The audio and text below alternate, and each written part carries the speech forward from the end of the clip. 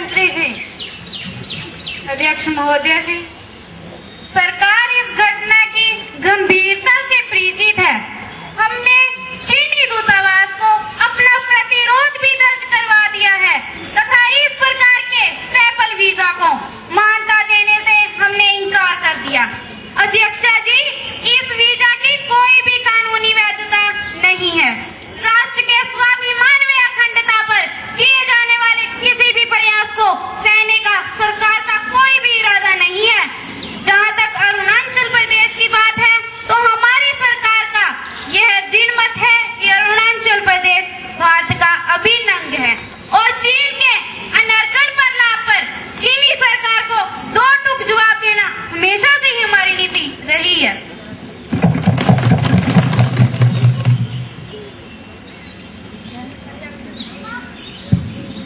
अध्यक्ष जी, सरकार का रवैया हमेशा ही कायरतापूर्ण रहता है। हम हमेशा बचाव की मुद्रा में ही रहते हैं। मैं आपके माध्यम से सरकार से जानना चाहती हूँ कि हम क्यों इस प्रकार के षड्यंत्रों का मुंह तोड़ जवाब नहीं देते, क्यों उन भुजाओं को खाड़ नहीं फेंकते जो हमारी मातृभूमि के दामन को छूने की कोशिश करती है। क्या अब वक्त नहीं आ गया है कि हम हमारे राष्ट्र की तरफ बुरी नजर से देखने वालों की आंखें निकाल डालें? अध्यक्ष महोदय जी, मैं माननीय सदस्य की चिंता से सहमत हूँ। भारत हमेशा द्विपक्षीय संबंधों व सहयोग के इच्छुक है और सभी विवादित विषयों को बातचीत द्वारा हल करना भी चाहते हैं। प्रश्न संख्या 202। माननीय अध्यक्ष जी, मैं आपके माध्यम से खाद्य एवं आपूर्ति मंत्री जी से पूछना चाहती हूँ कि देश में खाद्यान्न भंडार की ताजा स्थिति क्या है?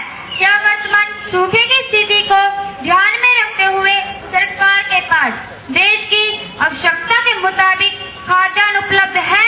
यदि नहीं तो इस स्थिति से निपटने के लिए सरकार द्वारा उठाए गए कदमों के बारे में स्थिति स्पष्ट करें। खाद्य एवं आपूर्ति मंत्री जी।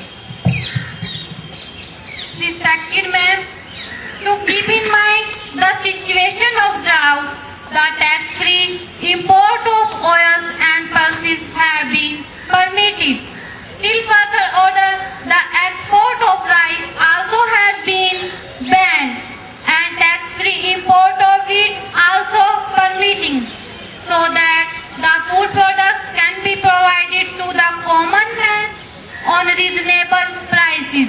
To keep in mind the situation of drought, the state governments are directed that the Food and Supply Department should decide to provide food products to the public at reasonable prices.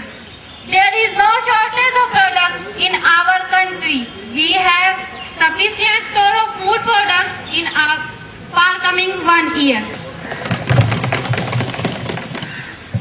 प्रश्न संख्या 203।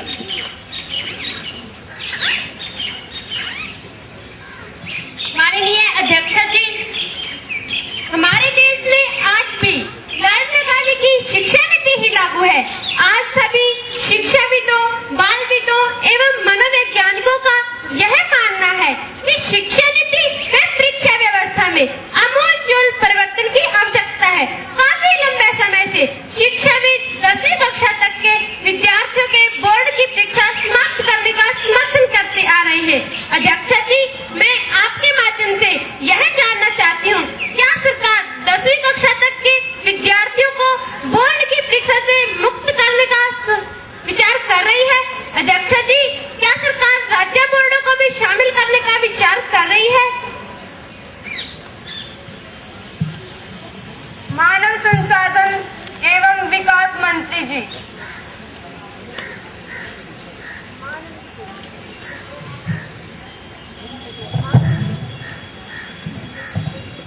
अध्यक्ष महोदय जी, हमारी सरकार उत्तम प्रकार की शिक्षा देने के लिए कटिबद्ध है। मैं माननीय सदस्य की भावना से सहमत हूँ। माननीय अध्यक्ष जी, वास्तव में किसी राष्ट्र की उन्नति, भविष्य और जीवन मूल्य उस राष्ट्र द्वारा दी जाने वाली शिक्षा की गुणवत्ता और उसके आग्रहों पर भी निर्भर करती है। एक ज्ञानवान शिक्षित नागरिक ही एक राष्ट्र की सच्ची धरोहर हुआ करती है। माननीय अध्यक्ष जी, हमारी सरकार भी सैद्धांतिक रूप से सहमत है कि 10वीं कक्षा तक बोर्ड परीक्षा आना आवश्यक है। चूंकि ये एक संवेदनशील व महत्वपूर्ण विषय है, इसलिए इस हेतु समाज के सभी वर्गों एवं सभी पहलुओं की सूक्ष्म विवेचना आवश्यक है। माननीय अध्यक्ष जी, इस हेतु हमने एक उच्च स्तरीय कमेटी का गठन भी किया है। समय सीमा तय करना तो हमारी सरकार के लिए संभव नहीं होगा, हाँ, परंतु यदि सब सहमत होते ही हैं तो अगले सत्र से सरकार का इसे लागू करने का विचार है। माननीय अध्यक्ष जी, प्रथम चरण में हमारी सरकार इसे केंद्रीय बोर्ड पर लागू करेगी तथा बाद में राज्य सरकार से विचार विमर्श करके इसे राज्य बोर्डों पर भी लागू किया जाएगा। माननीय अध्यक्ष जी, क्या सरकार ने केंद्रीय बोर्ड व राज्य बोर्ड में विद्यमान शिक्षा के स्तर में अंतर को देखते हुए राष्ट्र में एक जैसी शिक्षा देने की दिशा में कोई कदम उठाने का विचार कर रही है? मैं आपके माध्यम से मंत्री जी से यह जानना चाहती हूँ, क्या मंत्री जी इस स्थिति को स्पष्ट करने का कष्ट करेंगे? अध्यक्ष जी, मैं आपके माध्यम से सदन को यह बताना चाहती हूँ कि यदि राज्य सरकार को कोई आपत्ति न हो और इस प्रकार की सहमति संभव हो पाए तो इस पर विचार किया जा सकता है। उपाध्यक्ष महोदय, आप सदन की कार्यवाही को जारी रखें।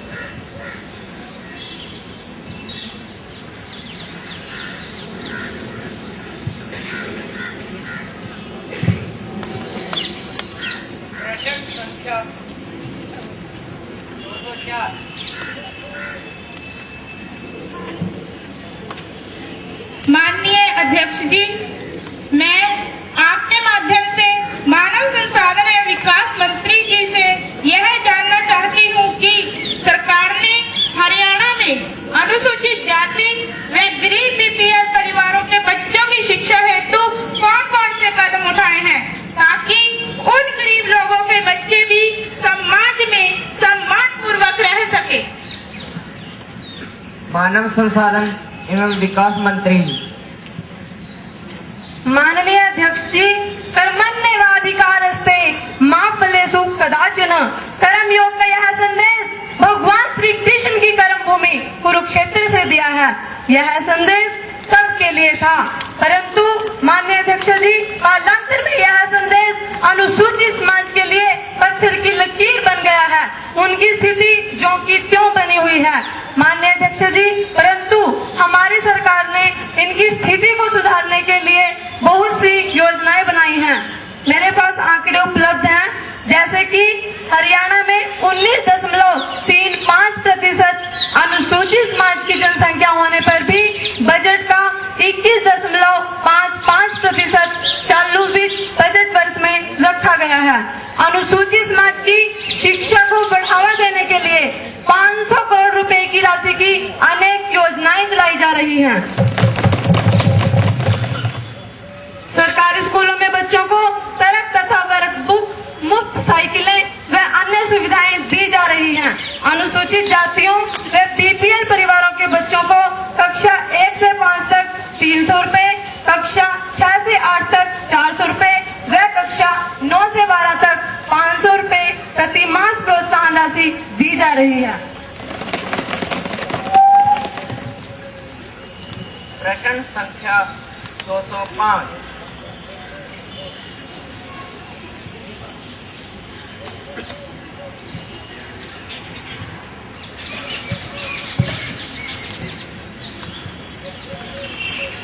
प्रश्न संख्या 205।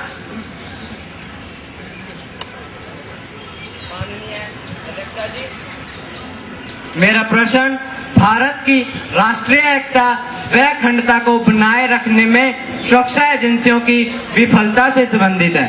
अध्यक्षा जी, मैं आपके माध्यम से सरकार से यह जानना चाहता हूं कि हेडली व राणा जैसे आतंकवादी भारत में रहकर आतंकवादी घटना की रूपरेखा को अंजाम देते रहे और बड़ा हादसा मुंबई में घट गया और हमारी सुरक्षा खुफिया एजेंसियां इसकी भनक तक नहीं ले पाई और साथ ही इसमें हमारे पड़ोसी देश पाकिस्तान की संलिप्तता इस घटना से जुड़ी है।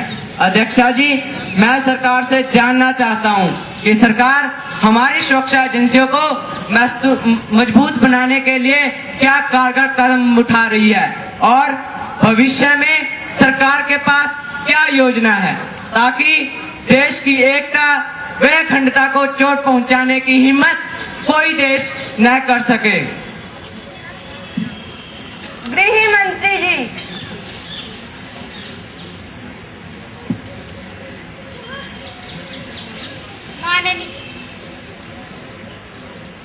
माननीय अध्यक्षा जी, मैं आपके माध्यम से सदन को बताना चाहती हूँ कि आज आतंकवाद भारत ही नहीं अपितु पूरे विश्व के लिए एक चुनौती बन चुका है। भारत भी काफी लंबे समय से आतंकवाद के दंश को झेल रहा है। माननीय अध्यक्ष ने जिस प्रकरण का खुलासा किया है उसी संदर्भ में मैं सदन को बताना चाहती हूँ कि हमारे सुरक्षा बलों ने मुस्तैदी दिखाते हुए एक आतंकवादी कसाब को जीवित पकड़ लिया व शेष आतंकवादियों को मार गिराया। माननीय अध्यक्षा जी, साथ ही हमारी सुरक्षा एजेंसियों ने जल्द ही पूछताछ करके दस्तावेज भी इकट्ठे किए और वह दस्तावेज पाकिस्तान सरकार को प्रस्तुत कर उसकी संलिप्तता को पूरे विश्व के सामने लाने का प्रयास किया। साथ ही हमारी सरकार आतंकवाद को समाप्त करने के लिए अतिरिक्त सुरक्षा एजेंसियों का गठन कर रही है। माननीय अध्यक्षा जी, इस देश की एकता व अखंडता को किसी भी कीमत पर खंडित नहीं होने दिया जाएगा। इस बात का आश्वासन मैं पूरे सदन व देश को दिलाना चाहती हूँ और हम इसके लिए कृत संकल्प हैं। अध्यक्षा जी, सरकार केवल कसाब को पकड़कर ही अपने मुंह मियां मिट्ठू बन रही है। ये केवल खोखले दावे हैं कि हमारी सरकार सुरक्षा एजेंसियों को मजबूत कर रही है, जबकि भारत में आतंकी घटना का पर्दाफाश अमेरिका की खुफिया एजेंसियों ने किया। क्या यह हमारे लिए शर्म की बात नहीं है? मेरी जानकारी के अनुसार ताज होटल की सुरक्षा के लिए जो सुरक्षा कर्मी लगाए गए थे उनके ठहरने के लिए खाने पीने की समुचित व्यवस्था भी सरकार द्वारा नहीं की गई।